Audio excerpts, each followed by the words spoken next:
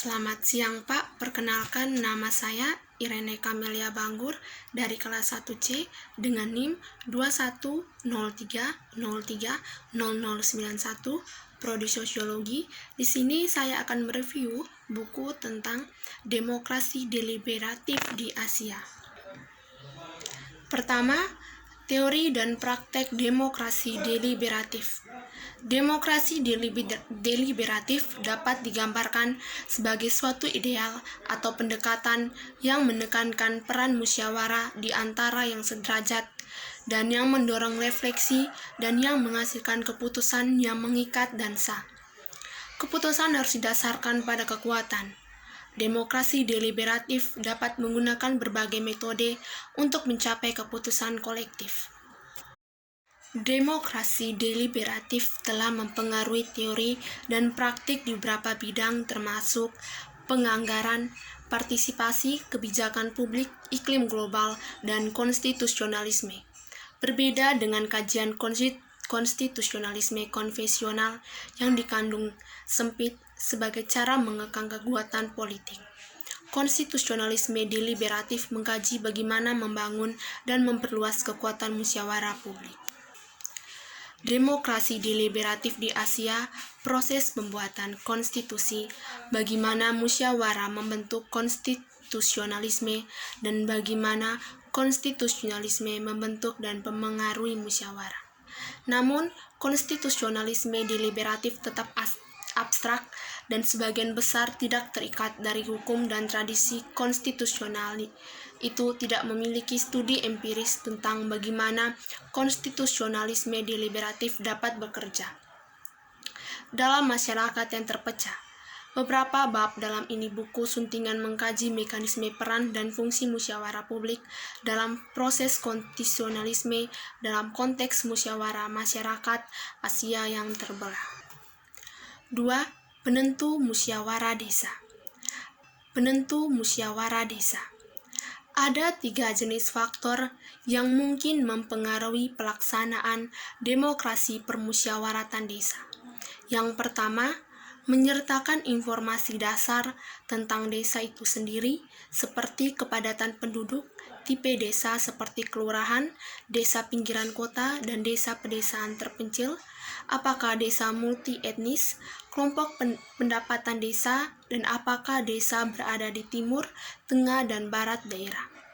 Yang kedua, mempertimbangkan politik desa, termasuk proporsi desa anggota partai, rata-rata usia kader desa, jumlah kader desa per 100 rumah tangga, dan apakah posisi sekretaris dan direktur partai desa dipegang oleh satu orang. Dan yang ketiga, memeriksa apakah pemilihan desa dilakukan dengan nominasi langsung atau dengan praktik kandidat yang direkomendasikan. Dari faktor-faktor tersebut, kepadatan penduduk berdampak signifikan dalam hal mengurangi jumlah pertemuan warga. Hal ini karena semakin tinggi kepadatan penduduk, semakin tinggi juga biaya penyelenggaraan pertemuan seluruh warga. Jumlah pertemuan desa-desa di pinggiran adalah juga jauh lebih rendah dibandingkan dengan di desa perkotaan dan pedesaan. Ini mungkin karena jenis desa ini secara geografis lebih dekat dengan kota dan sangat dipengaruhi oleh proses urbanisasi. Jumlah pertemuan semua penduduk di desa di wilayah barat secara signifikan lebih tinggi daripada di wilayah timur dan tengah, karena desa-desa di wilayah barat relatif kurang berkembang sehingga memungkinkan untuk mengadakan pertemuan semua warga desa di ruang publik. Selanjutnya yang ketiga, tindakan aktualisasi sosial. Pergeseran dalam metode dan besarnya keterlibatan warga negara dengan poin negara menuju ruangan-ruangan deliberatif baru di Indonesia yang berpotensi mengkonsolidasikan lokal demokrasi. Sejauh mana pergeseran ini berkontribusi pada kebijakan yang lebih baik dan hasil pembangunan, bagaimanapun tergantung pada sejauh mana mereka dapat menantang struktur kekuasaan yang ada dan meningkatkan kemampuan negara untuk memberikan. Tuas kunci untuk mengatasi stagnasi ini adalah melalui peningkatan aktuabilitas mekanisme untuk pemberian layanan garis depan dengan warga dan masyarakat di mana kita sering menemukan kegagalan pelayanan publik. Tindakan aktualisasi sosial dapat dicirikan sebagai 4 tipe. Yang pertama, transparansi.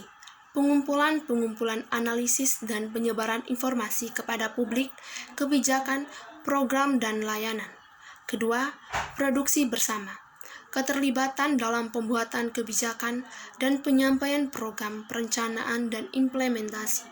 Kepatuhan dan pemantuan dan pengawasan kebijakan publik, program dan layanan bekerja sama dengan pejabat dan penyedia. Ketiga, konfrontatif. Tindakan masyarakat sipil yang menginterogasikan atau menentang kebijakan-kebijakan yang dibuat oleh negara dan tindakan-tindakan yang dibuat oleh suatu. Selanjutnya, yang keempat, peluang memperdalam demokrasi deliberatif. Dalam kasus pendalaman demokrasi deliberatif di Indonesia, kita telah melihat bahwa di lingkungan otorisasi dan lembaga-lembaga demokrasi sebagian besar sudah ada. Tetapi ada masalah dengan perwakilan politik dan kurangnya implementasi yang menyebabkan defisit dan stagnasi demokrasi saat ini. Bagaimana bisa Indonesia mengatasi disinsentif politik dan birokrasi ini untuk memperdalam demokrasi, meruntuhkan masalah, kegagalan implementasi, praktik demokrasi, mengapa ruang musyawarah yang tersedia belum digunakan untuk memperdalam demokrasi akar rumput. 5. Sejarah singkat musyawarah desa di India. Perjalanan demokrasi deliberatif di desa-desa India dimulai di India kuno sekitar 2.500 tahun yang lalu. Selama berabad-abad, deliberatif badan-badan itu penting bagi sistem pemerintahan lokal dan wacana keagamaan dan dialog. Sejarawan telah menggunakan prasasti dan lainnya sumber untuk mengidentifikasi pola asosiasi dan perlawanan di antara komunitas petani di India Utara dan Selatan yang membuktikan berbagai perbedaan politik atau komunitas sosial. Secara signifikan, Sabha yang populer pada masa itu termasuk anggota masyarakat yang lebih miskin bersama para bangsawan dan orang-orang kasta tinggi. Ketika Inggris tiba, tradisi musyawarah masih hidup dan sehat.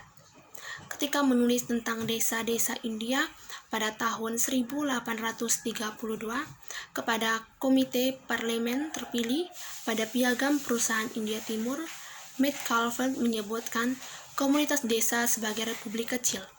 Henry Maine menemukan bukti desa otonom yang aktif pemerintah di mana demokrasi partisipasi dipraktekkan.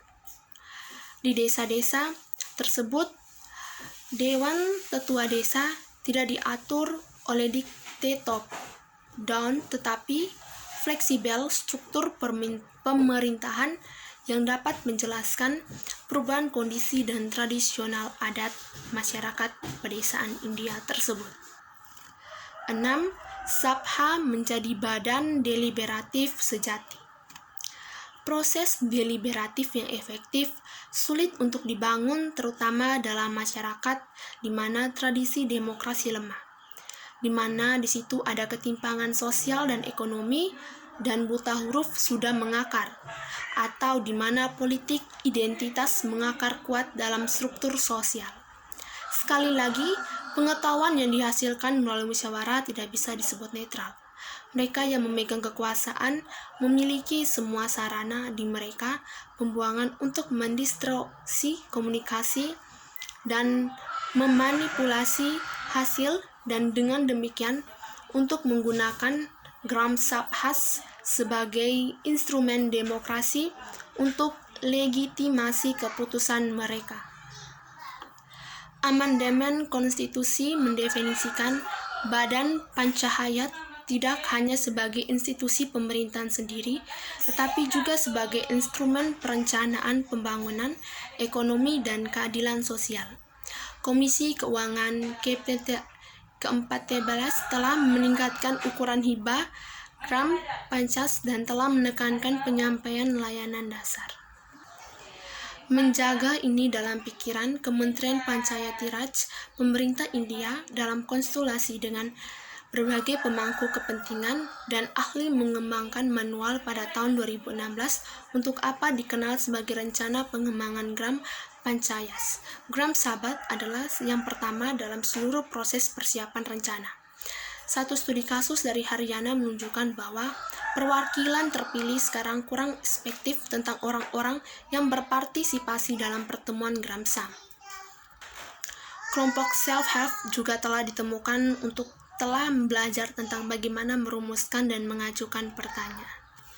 Demikian hasil review tentang demokrasi deliberatif di Asia. Atas perhatian Bapak, saya ucapkan terima kasih dan selamat siang.